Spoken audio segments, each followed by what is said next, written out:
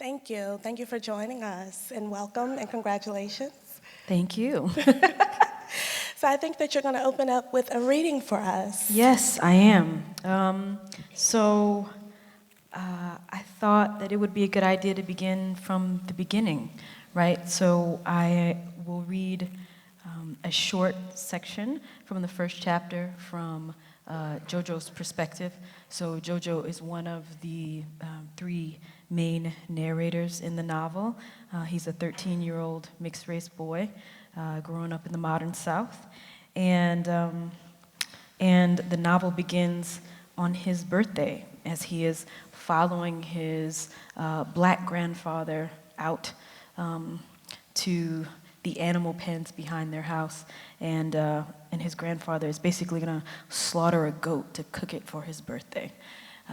And so that's where we begin, and then I'll read from two other sections after that. One from Leone's perspective. Leone is Jojo's mother.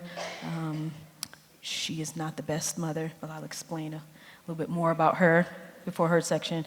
And then I'm going to read from Richie's section last, and I'll explain that too. But I'm probably still totally going to disorient you, so I apologize. Chapter 1, Jojo. I like to think I know what death is. I like to think that it's something I could look at straight. When Pop tell me he need my help and I see that black knife slid into the belt of his pants, I follow Pop out the house, try to keep my back straight, my shoulders even as a hanger. That's how Pop walks. I try to look like this is normal and boring so Pop will think I've earned these 13 years. So Pop will know I'm ready to pull what needs to be pulled, separate innards from muscle, organs from cavities. I want Pop to know I can get bloody. Today's my birthday. I grab the door so it don't slam, ease it into the jam. I don't want Mama Kayla to wake up with none of us in the house. Better for him to sleep. Better for my little sister Kayla to sleep. Because on nights when Leone's out working, she wake up every hour, sit straight up in the bed and scream. Better for Grandma Mam to sleep, because the chemo done dried her up and hollowed her out the way the sun and the air do water oaks. Pop weaves in and out of the trees, straight and slim and brown as a young pine tree. He spits in the dry red dirt, and the wind makes the trees wave. It's cold. This spring is stubborn. Most days it won't make way for warmth. The chill stays like water in a bad draining tub. I left my hoodie on the floor in Leone's room, where I sleep, and my t-shirt is thin, but I don't rub my arms. If I let the cold goad me, I know when I see the goat, I flinch or frown when Pop cuts the throat. And Pop, being Pop, will see. Pop picks the unlucky goat, ties a rope around its head like a noose, leads it out the pen. The others bleat and rush him, butting his legs, licking his pants. Get, Pop says, and kicks him away. I think the goats understand each other. I can see it in the aggressive butts of their heads and the way they bite Pop's pants and yank. I think they know what that loose rope tied around the goat's neck means.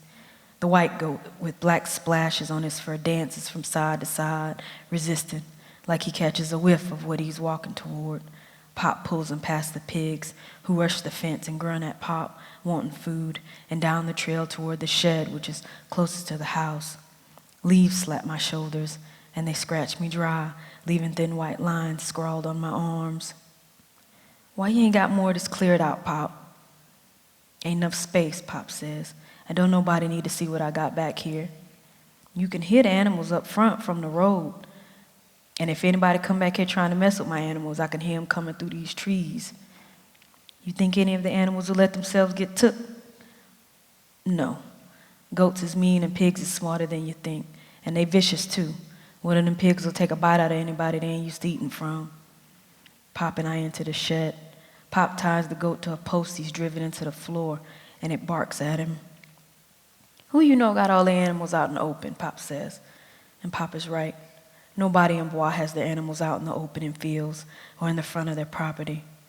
The goat shakes his head from side to side, pulls back, tries to shrug the rope. Pop straddles it, puts his arm under the jaw. The big Joseph, I say. I want to look out the shed when I say it, over my shoulder at the cold, bright green day, but I make myself stare at Pop, at the goat with its neck being raised to die. Pop snorts. I hadn't wanted to say his name. Big Joseph is my white grandpa, Pop my black one. I've lived with Pop since I was born. I've seen my white grandpa twice. Big Joseph is round and tall and looks nothing like Pop. He don't even look like Michael, my father, who is lean and smudged with tattoos. He picked them up like souvenirs from wannabe artists in Bois and out on the water when he worked offshore and in prison. Well, there you go, Pop says. So the next section I want to read from is from Leone, one of Leone's chapters. Leone is one of the other narrators in the novel. As I said earlier, she is Jojo's mother. She's somewhere in her 20s. She is not the best mother.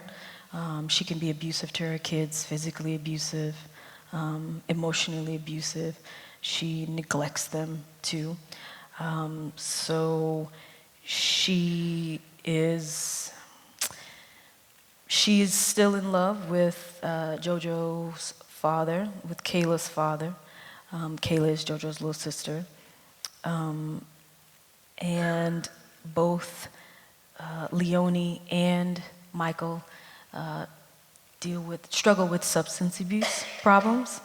I think part of the reason that Leone struggles with them is because she struggles to live with the grief that she feels at the loss of her brother, because her brother died when they were both teenagers. So when Leone gets high, she sees a phantom of her brother, right? And this is from a section in the book where she's sort of talking about the first time that she saw her brother. 3 years ago, I did a line and saw Given for the first time. It wasn't my first line, but Michael had just gone to jail. I had started doing it often. Every other day I was bending over a table, sifting powder into lines, inhaling. I knew I shouldn't have. I was pregnant. But I couldn't help wanting to feel the coke go up my nose, shoot straight to my brain, and burn up all the sorrow and despair I felt at Michael being gone. The first time Given showed up, I was at a party in the Kill, and my brother walked through there with no bullet holes in his chest or in his neck, whole and long-limbed like always, but not smirking. He was shirtless and red about the neck and face like he'd been running, but his chest was still as stone, still as he must have been after Michael's cousin shot him. I thought about Mama's little forest, the 10 trees she'd planted in an ever-widening spiral on every death day. I ground my gums sore staring at Given. I ate him with my eyes. He tried to talk to me, but I couldn't hear him, and he just got more and more frustrated. He sat on the table in front of me, right on the mirror with the coke on it. I couldn't put my face in it again without putting it in his lap, so we sat there staring at each other, me trying not to react so I wouldn't look crazy to my friends who were singing along to country music, kissing sloppily in corners like teenagers, walking in zigzags with their arms linked out into the dark. Given looked at me like he did when we were little, and I broke the new fishing pole Pop got him, murderous. When I came down, I almost ran out to my car. I was shaking so hard I could hardly put my key in the ignition. Given climbed in next to me, sat in the passenger seat, and turned and looked at me with a face of stone. I quit, I said. I swear I won't do it no more. He rode with me to the house, and I left him sitting in the passenger seat as the sun softened and lit the edges of the sky rising. I crept into Mama's bedroom and watched her sleep, dusted her shrine, her rosary draped over her Virgin Mary statue in the corner, nestled among blue-gray candles, river rocks, 3 dried cattails, a single yam. When I saw Given not given for the first time, I didn't tell my mama nothing. And this third section is from the third narrator in the book. He's the ghost of a boy named Richie. Richie served time in Parchman Prison Farm, which is like the Mississippi State Penitentiary, in the 1940s with Pop, Jojo's grandfather. Richie doesn't know how he died, and in this section, so somewhere in the middle of the book, right, Richie finds Jojo, and Richie decides to follow Jojo because he can sense that Jojo is Pop's, and Pop was Richie's friend and protector, I think, when they were in Parchman prison together. And so in this section, Richie the ghost is talking about what death was like for him when he first died and then woke up in the afterlife. I know Jojo is innocent because I can read it in the unmarked swell of him, his smooth face, ripe with baby fat, his round, full stomach, his hands and feet soft as his younger sister's. He looks even younger when he falls asleep. His baby sister has flung herself across him, and both of them slumber like young feral cats, open mouths, splayed arms and legs, exposed throats. When I was 13, I knew much more than him. I knew that metal shackles could grow into the skin. I knew that leather could split flesh like butter. I knew that hunger could hurt, could scoop me hollow as a gourd, and that seeing my siblings starving could hollow out a different part of me too, could make my heart ricochet through my chest desperately. I watched Jojo and Kayla sprawl, sleep, and wonder if I ever slept like that when I was young. I wonder if Riv ever looked at me and saw a wild, naive thing in the cot next to him. I wonder if he felt pity, or if there was more love. Jojo snores to a snort and stops, and I feel something in my chest, where my heart would be if I were still alive, soften toward him. I did not understand time either when I was young. How could I know that after I died, Parchman would pull me from the sky? How could I imagine Parchman would pull me to it and refuse to let go? And how could I conceive that Parchman was past, present, and future all at once? That the history and sentiment that carved the place out of the wilderness would show me that time is a vast ocean and that everything is happening at once. I was trapped, as trapped as I'd been in the room of pines where I woke up, trapped as I was before the white snake, the black vulture, came for me. Parchman had imprisoned me again. I wandered the new prison night after night. It was a place bound by cinder blocks and cement. I watched the men fucking fight in the dark, so twisted up in each other I couldn't tell where one man ended and another began. I spent so many turns of the earth at the new Parchman. I watched for the dark bird, but he was absent. I despaired, burrowed into the dirt, slept, and rose to witness the newborn Parchman. I watched chained men clear the land and lay the first logs for the first barracks for gunmen and trusty shooters. I thought I was in a bad dream. I thought that if I burrowed and slept and woke again, I would be back in the new Parchman. But instead, when I slept and woke, I was in the delta before the prison, and native men were ranging over that rich earth, hunting and taking breaks to play stickball and smoke. Bewildered, I burrowed and slept and woke to the new Parchman again, to men who wore their hair long and braided to their scalps, who sat for hours in small windowless rooms, staring at big black boxes that streamed dreams. Their faces in the blue light were stiff as corpses. I burrowed and slept and woke many times before I realized this was the nature of time. Thank you.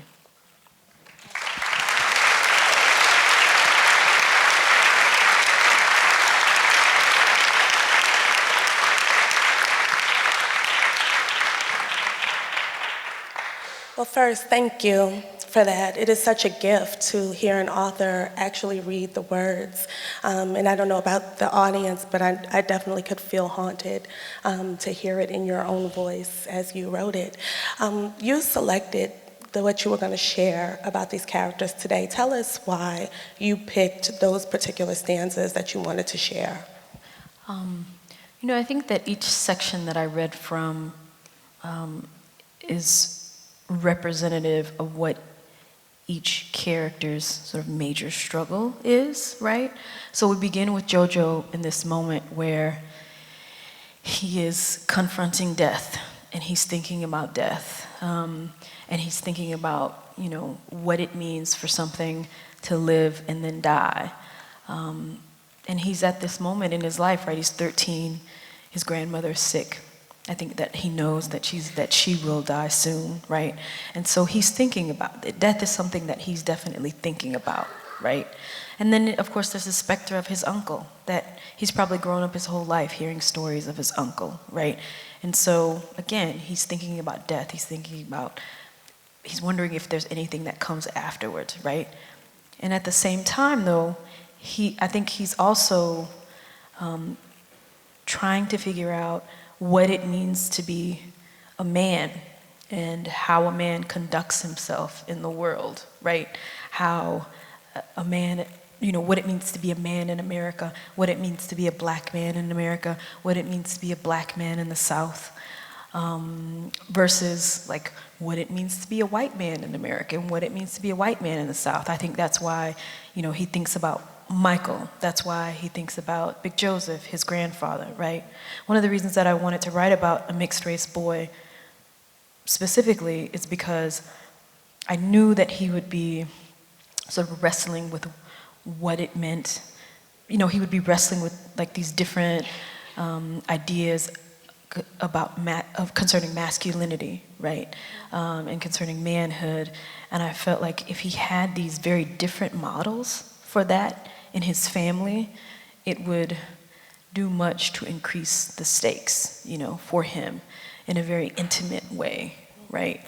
I wanted to read from that particular section in Leone's chapter because I think that, Leone is I think she's the kind of character that you meet and it's very easy to dislike her. But I think that when you learn more about her and you learn more about her past and about the fact that she lost a sibling and that she is carrying that grief with her, but yet her character flaw is that she can't sit with that grief, and in sitting with that grief, learn how to live with that grief and become a healthier human being. I think that makes her a very sympathetic character, right? Especially because you can tell that she's like aware of the ways that she's, not being the best mother for her children or not being the best sort of daughter to her parents, right? She's being irresponsible often.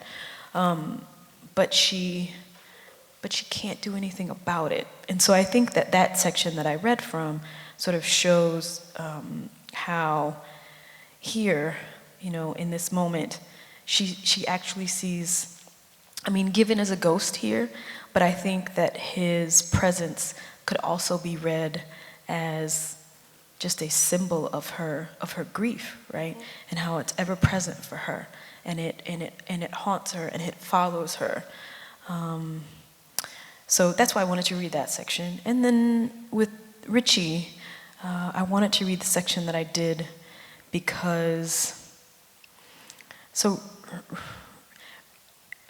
originally Ritchie didn't come to me as a character until I'd say I was like 5 chapters into the book.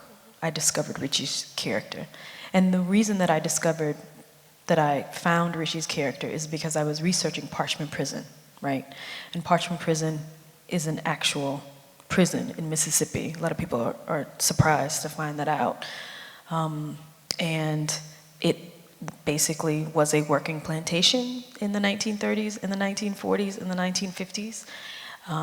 And it was basically populated, I'd say like 90% of the inmates were black men and black boys, right? There were some black women who were sent there too, and like a very small population of white men, but mostly it was like peopled with, by black men and black boys who were basically re-enslaved, right?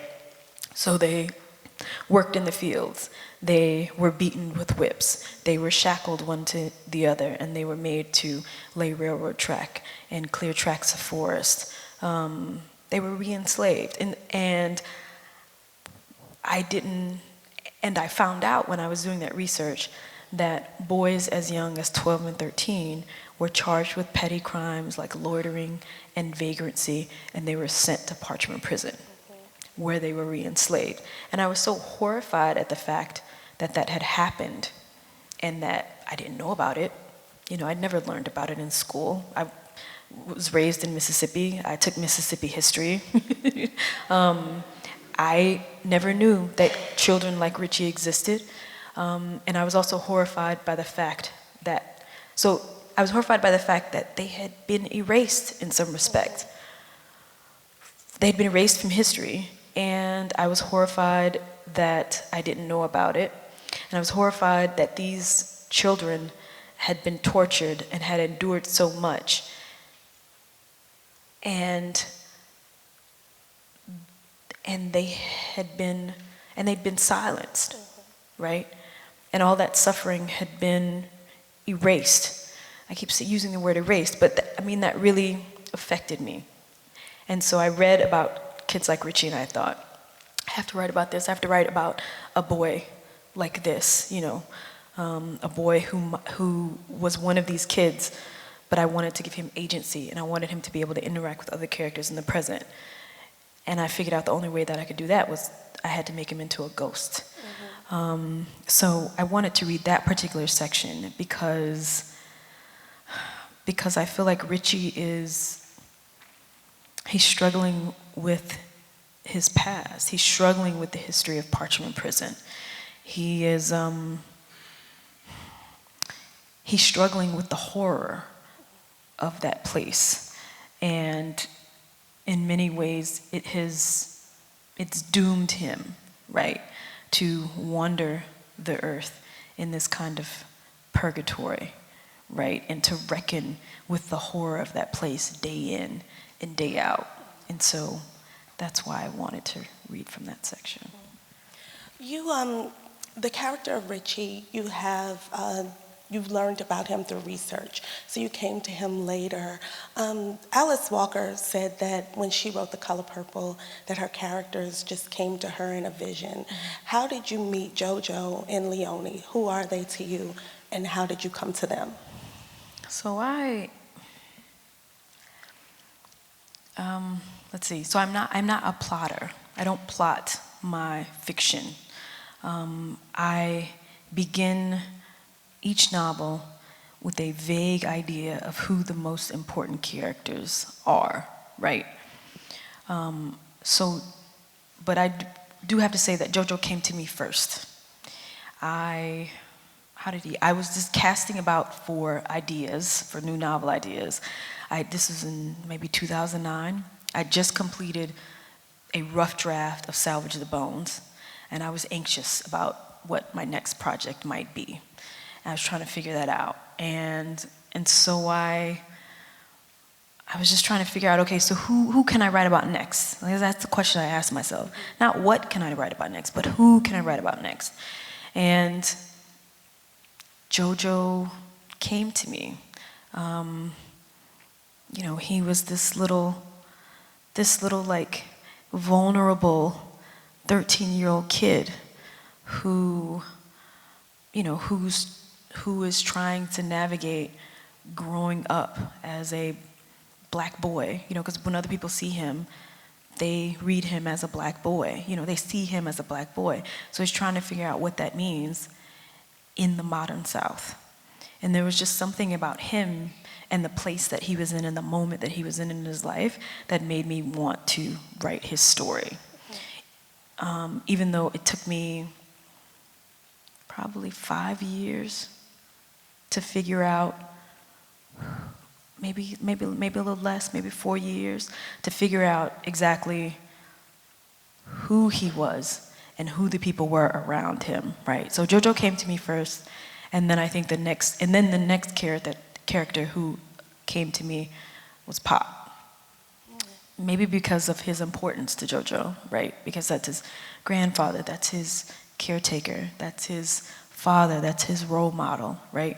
So Pop came to me and began to tell his own parchment stories.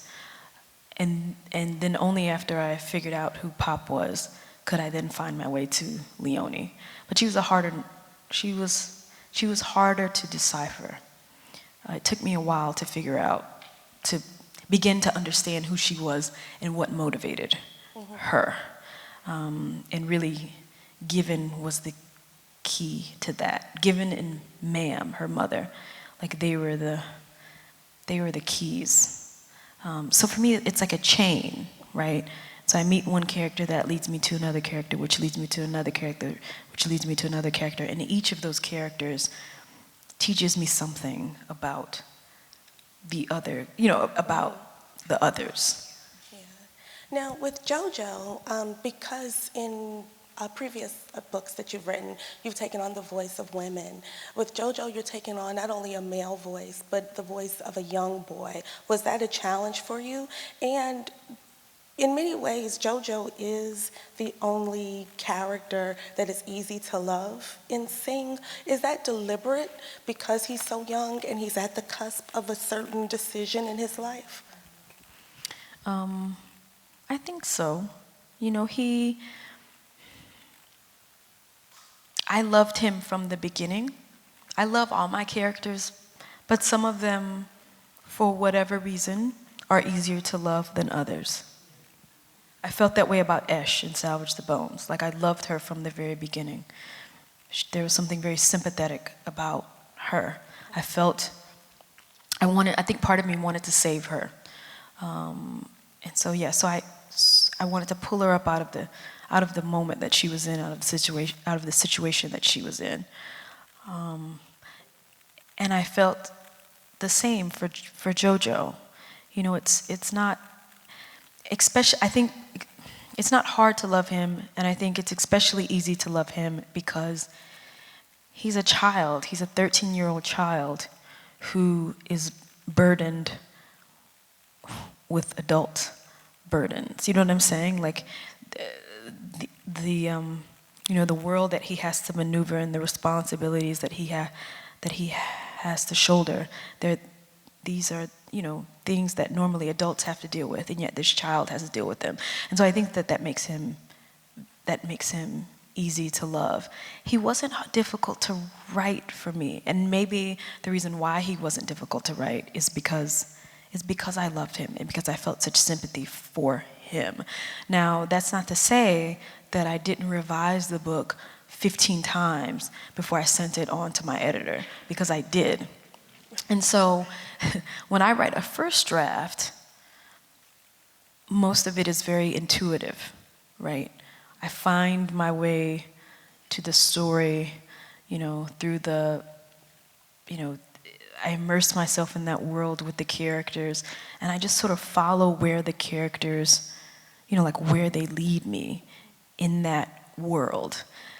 When I go back in, when I'm done with the rough draft and then it's time for me to go back in and revise, then that's when I begin to think about, say, Jojo's character development, right?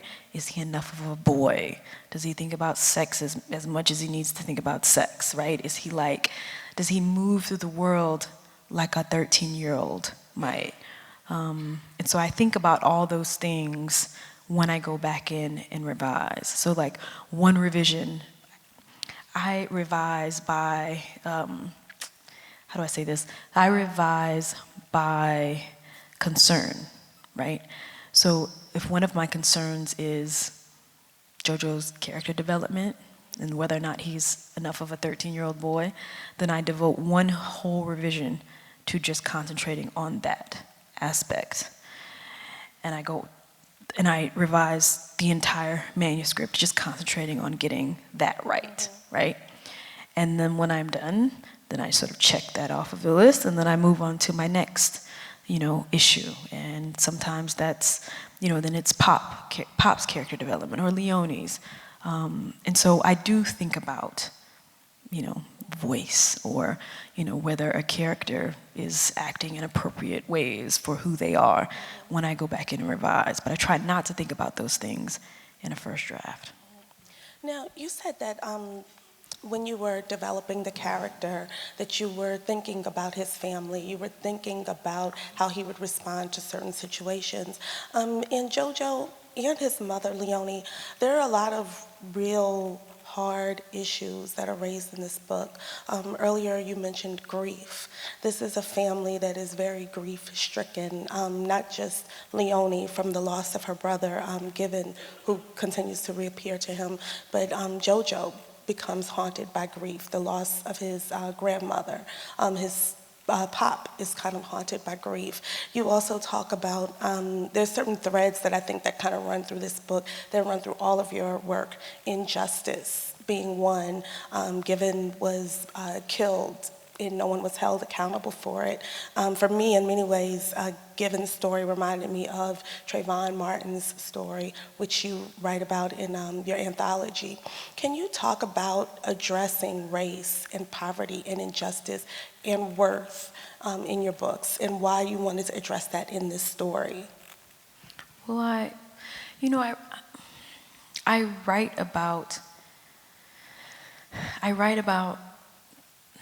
the place that I come from. I write about the kind of people who might be members of my family, who resemble the people I grew up with, the people who are members of my community.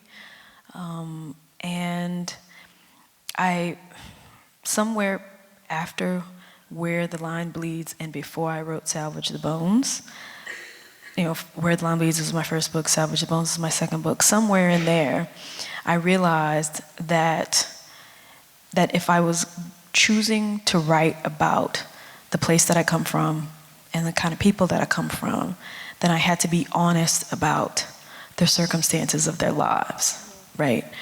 And so I realized that my work, that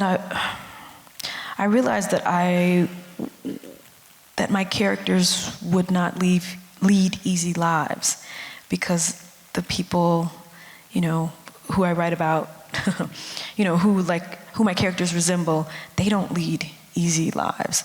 They deal with, generational poverty. They deal with injustice, in the court system. They deal with incarceration. They deal with substance abuse problems. They deal with physical abuse. They deal with emotional abuse. They deal with grief. They deal with loss. I just realized that if I'm going to do a good job of writing about the people that I write about, if I'm going to do justice to their stories, if I'm going to tell them well, then I have to be honest about the things that they struggle with. And so I think that's why I return to loss again and again, grief again and again, substance abuse again and again, trauma, right? Intergenerational trauma again and again. How that in some ways makes families, how all of those things, generational poverty, how all of those things sometimes make families dysfunctional, right? But I think that at the same time, I also feel a certain responsibility to write about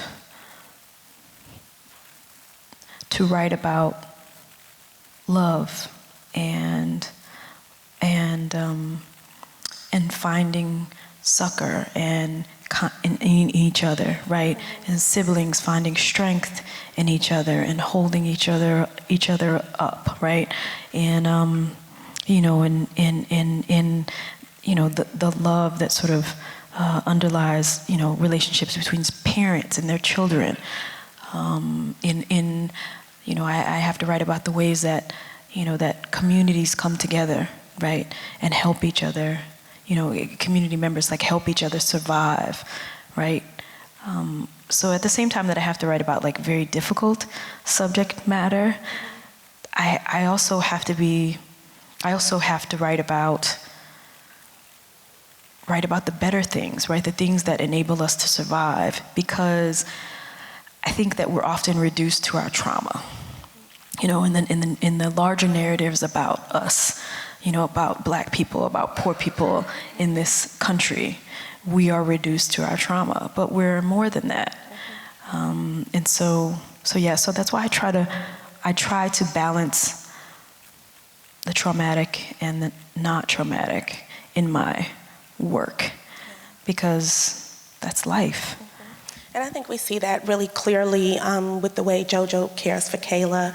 And there's some very many tender moments between Jojo and Kayla, and between Jojo and his grandfather.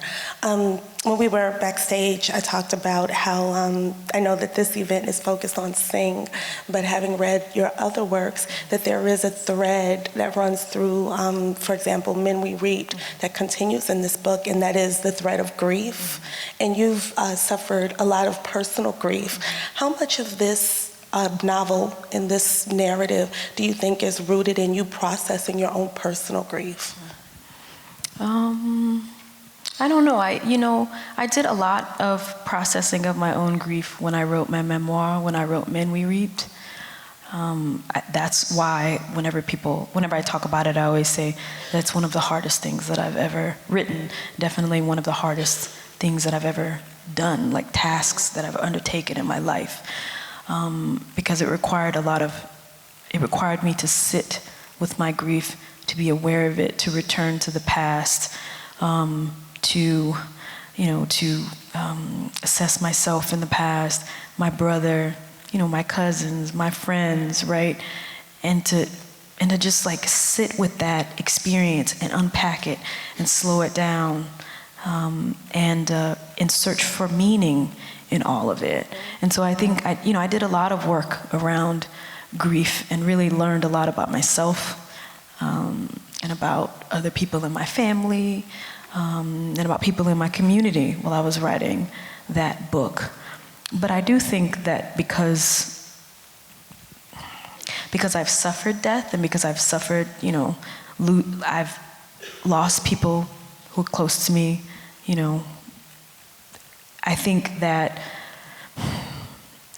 means that I'm writing about death in some respect in all of my work. Like, it's one of the thematic concerns that I return to again and again and again, in one way or another, in everything that I write, and Salvage the Bones, Esh's mother was dead, right?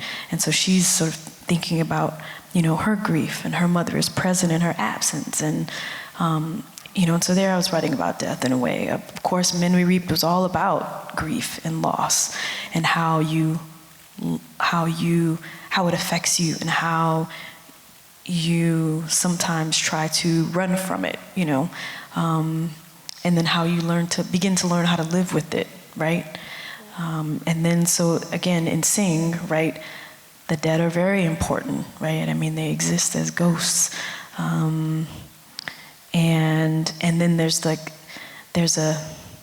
specter of future loss, right? Because Ma'am is ill, and she's gonna die. The characters know she's going to die, right? And so it's a different kind of grief, I feel like, right? So there's like the grief that you feel when you lose someone unexpectedly, but then there's another kind of grief, right, that you feel when death is coming, right? Mm-hmm. How do you prepare yourself for it, right? How do you prepare yourself for that loss? Can you prepare yourself for that loss? So it's everywhere in my work, and I think it's everywhere because I have lived with it. Although I do know that in writing Sing, Unburied, Sing, I was a little hesitant to give Leone a dead brother, because I didn't want the reader to confuse my experience, and my brother, with Leone's experience with her brother. And so at first I didn't want to write Given into the story.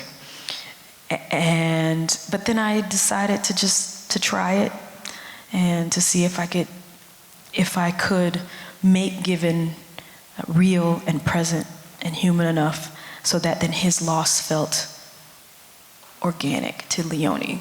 If I could do that, then I knew that the reader would experience Leone and Given as real people, and then the reader would separate, that story would become real, and so the reader would separate my experience as the author, from Leone's experience. So that then Given doesn't become Joshua, Exactly. right? So that Given is his own separate character. We have to open it up to the audience for audience questions now. I have a bunch of other questions, so if you guys don't jump in. Because I am curious about, and there are people with microphones, so if you just raise your hand, the mic will come to you. I am curious about, you're a writer who moved away from home, and then you went back to DeLille. How do your neighbors, how do your family, how do they receive your writing and your stories that is about this town that's inspired from the town you live in? Mostly they're proud of me, you know, like mostly, right? So at least with the fiction, right? Yeah, they're proud of me. I think that there's something about seeing people like them on the page, right? And in the books that they're reading, and recognizing the landscape that I write about, right? They really love that, right? And so I meet a lot of people like my cousins and different people in my family, and they ask me, so when are you gonna write a book about me? So when are you gonna write my story? It'll be a bestseller. That's what they always tell me. And so then I say, well, you know, maybe in 5 years, maybe I'll come and, you know, you can give me your notes, and I could write your story. So yeah, mostly they're proud. I think that the memoir was harder for certain people in my family and for certain people in my community. I think the reason that it was harder was because it was the truth. You know, it was based in facts, and it wasn't made up. And I think that especially when people die young, at least in my community, there is the immediate response is to make the person you've lost into an angel, right? Now I have an angel, like that's the way we talk about it, right? Now I have an angel watching over me, right? And so when you lose someone, their memory is sanitized, and I think that's natural, right? I mean, that's how we begin to bear that burden of grief, right? Makes it easier in some respects, I think, to sanitize that person and to make them into an angel. But writing a memoir is the exact opposite of that, right? Writing about someone, you know, that you've known and that you've lost, you have to do the exact opposite thing, right? And I think that I revealed some secrets. I wrote about some difficult, choices that some of the young men made, some mistakes, I think, that they made, that we made. And I think that some people did not want to acknowledge that. And they didn't like that now everyone knew, about these, these secret things. So they love the fiction. We have a question over here. Hi, I was wondering if you could talk about the relationship that some of the characters seem to have with nature in the earlier stages in the book. Because when I was reading, I noticed there were a lot of allusions that Jojo would make between pop and trees, and that kept reoccurring, and that's just this natural thing. And then you'd switch over to Leone's chapter, and there'd be a lot of allusions to man-made structures, like houses, and comparing them to people. And I wanted to know what your thoughts on incorporating that into the book were. That's a good question. I mean, I think that I think place is really important. And when I was first starting out as a writer, I'd get that feedback in all of my workshops, right? People would say, oh, I think place functions like a character here. And in my head, I'd think, I have no idea what they're talking about. And then after 10 years of reading more Southern writers and of writing, I began to formulate my own ideas about the importance of place. in fiction, and in particularly in my fiction. I believe that place determines so much about the characters, right? It not only does it inform how they see the world, right, and the connections that they will make between what they see and what they've experienced in the past, but I think that it also informs how they think about themselves, and who they think they are, and how they should move through the world. It affects. I think that it affects them. It affects their language, right? It determines the kind of language they'll use to describe what they see, the connections that they'll make, right? Their figurative language, especially. That is one of the few, craft, issues that I will think about while I'm writing a first draft. I try to forget everything else, pacing and tension and even character development and, I just, balancing narration and scene. I try to forget all of that when I'm writing a first draft. But one of the few things that I try to be very aware of when I'm writing a first draft is how my characters speak and how they express themselves and how they use figurative language, because I think that place determines, all of that. And so that's why, every time I use a bit of figurative language, I always ask myself, okay, so is this how this person would see the world, right? Is this, a connection that this person would make?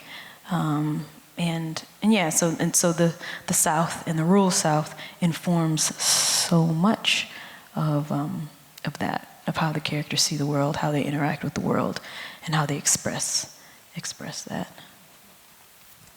We had another question right in here.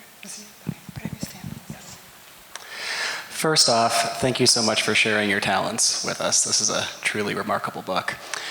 History plays a key role throughout the novel, and you talk about the research you did into parchment. Can you talk about how you balanced those historical elements with the demands of fiction, with character and plot and the like? Mm-hmm.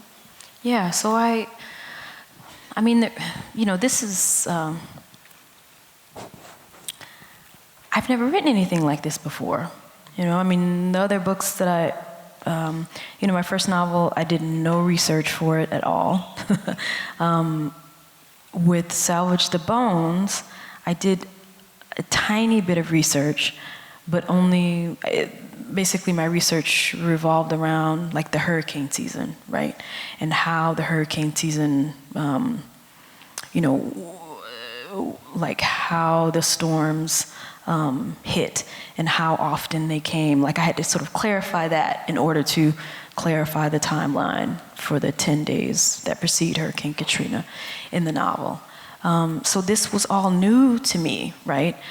And I think in part, maybe I felt like it was a necessary step forward in my growth as a writer, right? I wanted to challenge myself. I wanted to do something that made me uncomfortable and try to integrate research, into the story that I was trying to tell. And in some respects, the story just demanded it, right? Because I was writing about Parchment Prison.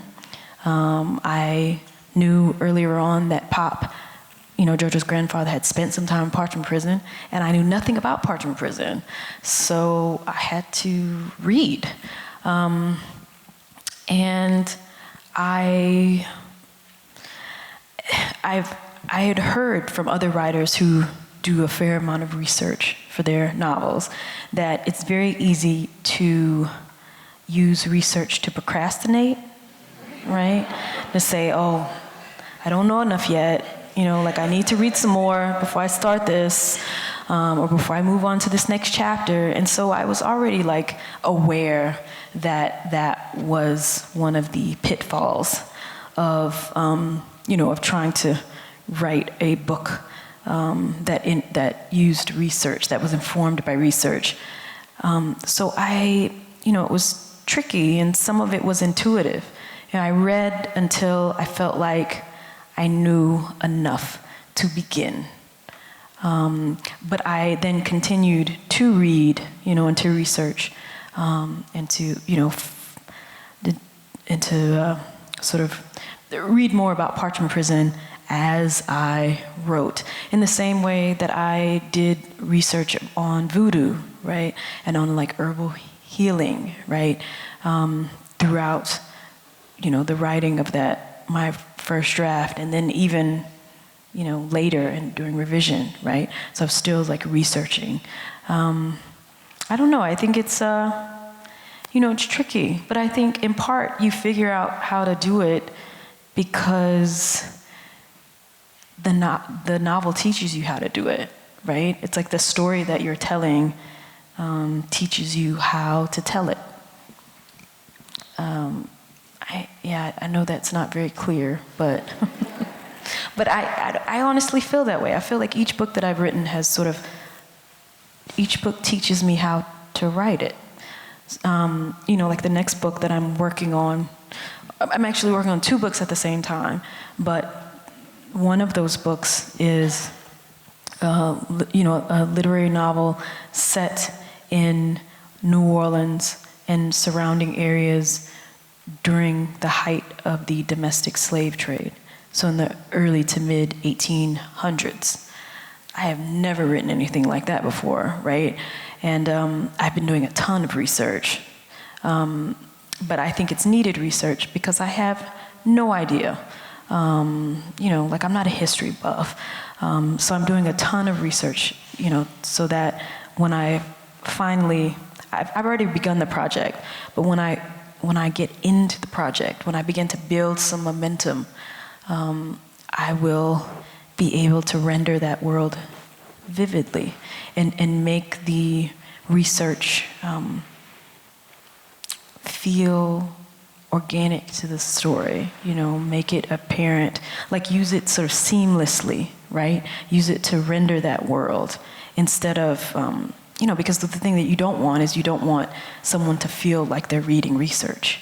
You want them to be immersed in the world of the story. You want them to live in that world with those characters. So I think if I keep that, foremost, like in my head as I'm writing, I think that I should be okay. I'm hoping. We have a question down in front.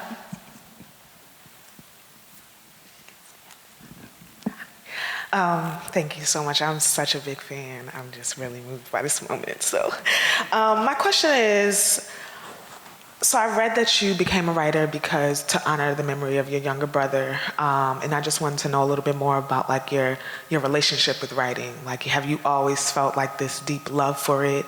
And even now as like this renowned author, like, do you still feel the same way as you felt in that first draft of the first book that you feel now? And also, like, what are some of the challenges of that evolution of your connection to writing? That's a really great question. No one has ever asked me that before. Let's see. I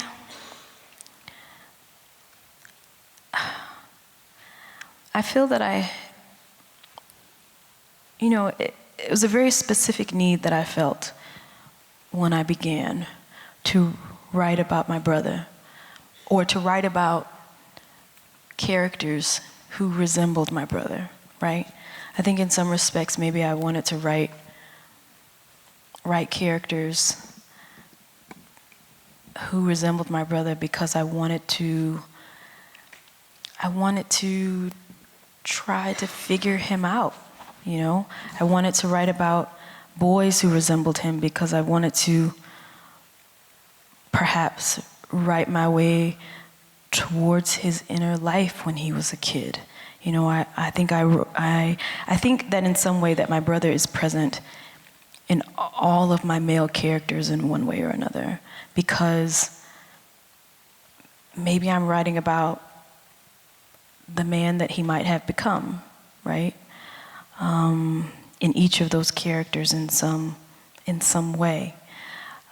So I think that of course, he informs my work. Because I'm always writing towards him. But I think that my impetus for writing has changed as I've gotten older, and as I've written more. I think that not only do I feel the responsibility to write about my brother and who he might have been, in part because I'm responding to his erasure, right? Because he was denied, justice in his death, right after his death. But I also think that I am trying to write, that I feel a responsibility to write about the kind of people who might be members of my family, or the kind of people who might be members of my community, because I recognize that they haven't been represented in literature, that they haven't been given voice on the page. I think it's part of the reason that's part of the reason that I'm so comfortable in writing from the first person perspective, because I want to give voice, to those experiences, right? But another thing that I found that is important to me as I evolve and grow as a writer, and I hope to always grow as a writer, but another thing that's become important to me is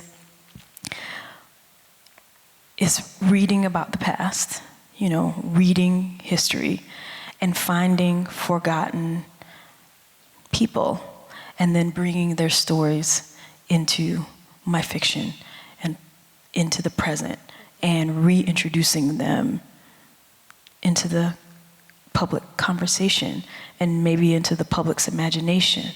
I think that's one of the reasons that I really wanted to write about a kid like Richie, because all the children like him, because they've been erased, right? I know that's a reason.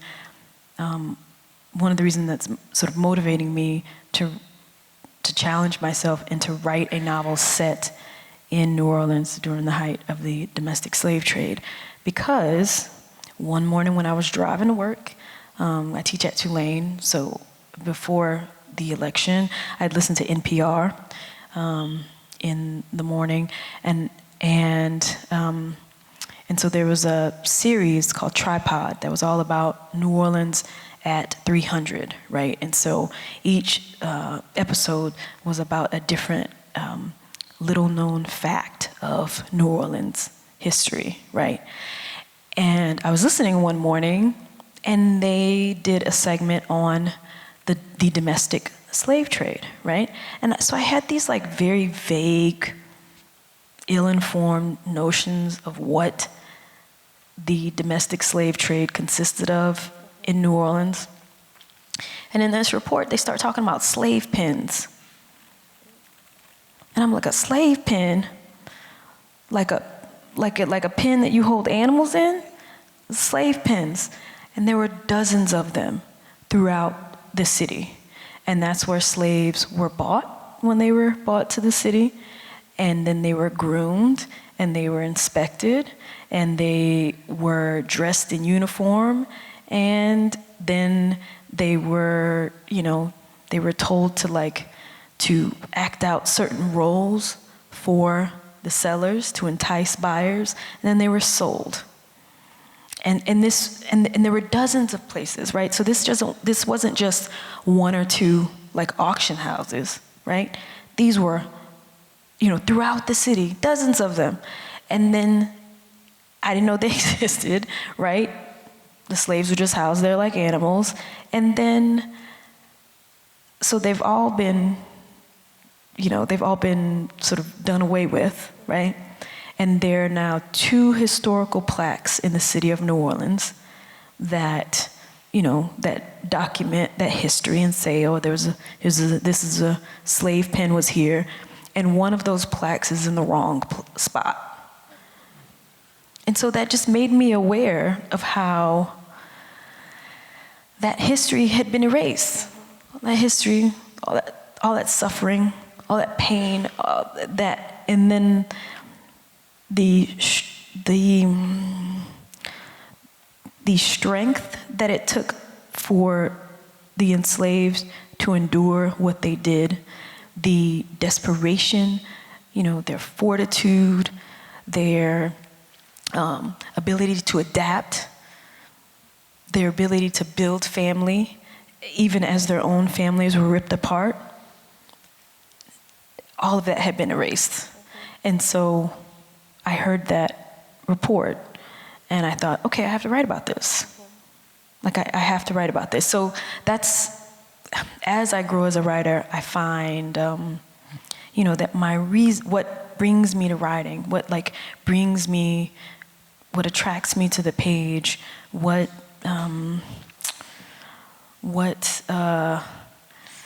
motivates my storytelling, what gives life to my storytelling, that changes and that grows, I guess, as I grow.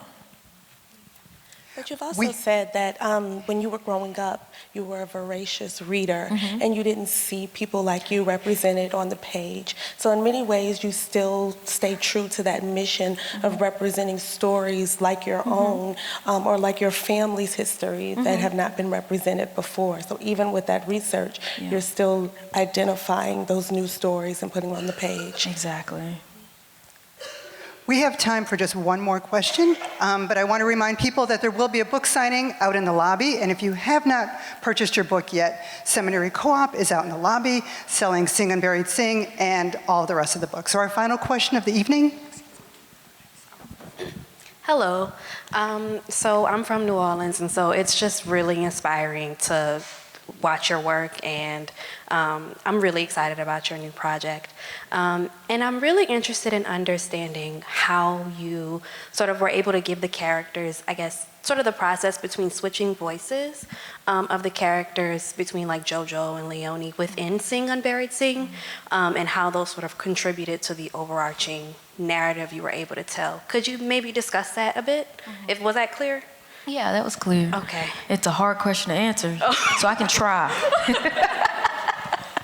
I don't know. I think that when I decided to write Sing Unburied Sing from multiple first-person perspectives, I was challenging myself. I didn't know whether or not I could tell a cohesive story from different first-person perspectives. As I said earlier, writing from the first-person perspective, I feel at home in that perspective. It's easier for me. I think it's easier for me to forget that I'm actually making all the decisions, and that I'm actually writing the story when I write from a first-person perspective. Because at least when I'm writing the first draft, what it feels like the character, whoever's narrating that chapter or section, is right here, and I'm hearing them.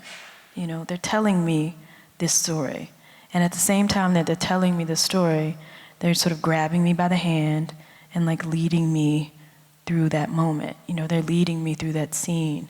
That's what it feels like. And so I don't know, like maybe because that's how I process the story. I don't know, it comes naturally to me, I think because I hear each character, and because I'm aware, right, of the differences in experience between the characters, right? I'm very aware of how Leone's life is different from Jojo's life, is different from Pop's life. I think it makes it easier then for me to hear them, for me to hear the kind of language that they use, for me to hear the rhythm of their sentences. So I don't know. I think that it is that I was lucky because my process lends itself to telling a story in that manner. Now, it was difficult to figure out like who knew what and when, or who thought they knew something but they didn't really know it and they misunderstood it, and that's definitely something that I had to work on when I was revising. just like figuring out like the order of, I guess, revelations in the book. That's definitely something that I had to work on again and again and again in order to get right. And then also my editor helped me a lot. I love my editor. She makes me a better writer, so she saved me. Jesmyn, this has been such an honor and a pleasure. I think that all of us here, just like your family back at home, are extremely proud of you. Earlier, I gave you a very open-ended congratulations, and that's because you have won so many awards, they can't be listed.